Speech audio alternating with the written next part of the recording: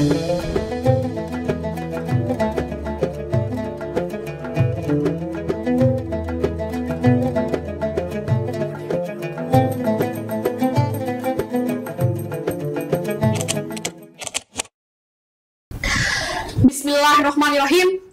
Pergi ke pasar membeli ikan. Ikan besar mahal harganya. Assalamualaikum saya ucapkan. Semoga kalian sehat semuanya. Assalamualaikum warahmatullahi wabarakatuh. Innal hamdalillah nahmaduhu wa nasta'inuhu wa nastaghfiruh wa na'udzu billahi min syururi anfusina wa min sayyiati a'malina. May yahdihillahu fala mudhillalah wa may yudlilhu fala hadiyalah. Asyhadu an la ilaha illallah wahdahu la syarikalah wa asyhadu anna Muhammadan abduhu wa rasuluh la nabiyya ba'da amma ba'du. Puji dan syukur marilah kita panjatkan kehadirat Allah Subhanahu wa taala atas segala karunia dan berjuta kenikmatan tak terhingga yang telah Ia anugerahkan kepada kita semua. Allahumma sholli ala sayyidina Muhammad. Salawat serta salam semoga selalu terlimpah curahkan kepada junjungan kita Nabi besar Muhammad Sallallahu Alaihi Wasallam beserta para keluarga, sahabat, dan seluruh umatnya hingga hari kemudian. Sebelum saya menyampaikan kultum, izinkan saya memperkenalkan diri. Saya Muhammad Rizky Alfianto dari kelas 7 Madinah yang akan membawakan kultum dengan tema keutamaan membaca Al-Quran di bulan Ramadan. Al-Quran adalah pedoman hidup umat muslim hingga hari kemudian. Sebagaimana sabda Nabi Muhammad SAW, aku meninggalkan kepada kalian dua perkara yang jika kalian berpegang teguh kepada keduanya, kalian tidak akan pernah sesat selamanya, yaitu kitabullah Al-Quran dan sunnahku.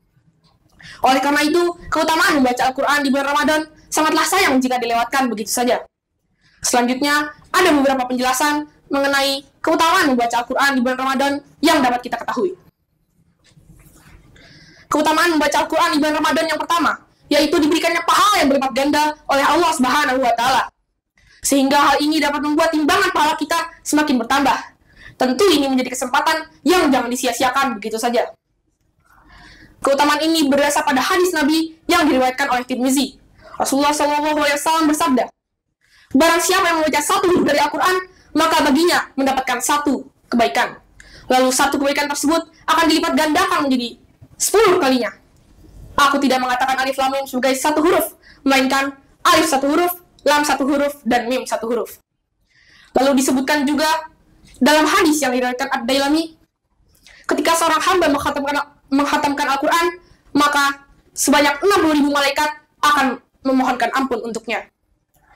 Keutamaan selanjutnya yaitu mendekatkan diri pada Allah Subhanahu wa taala. Selain mendapatkan pahala, keutamaan membaca Al-Quran di bulan Ramadan juga bisa membuat kita semakin mendekatkan diri kepada Allah Subhanahu wa taala. Meski kita juga bisa melakukannya di luar bulan Ramadan, tetapi di bulan Ramadanlah yang paling istimewa dan peluangnya sangatlah besar.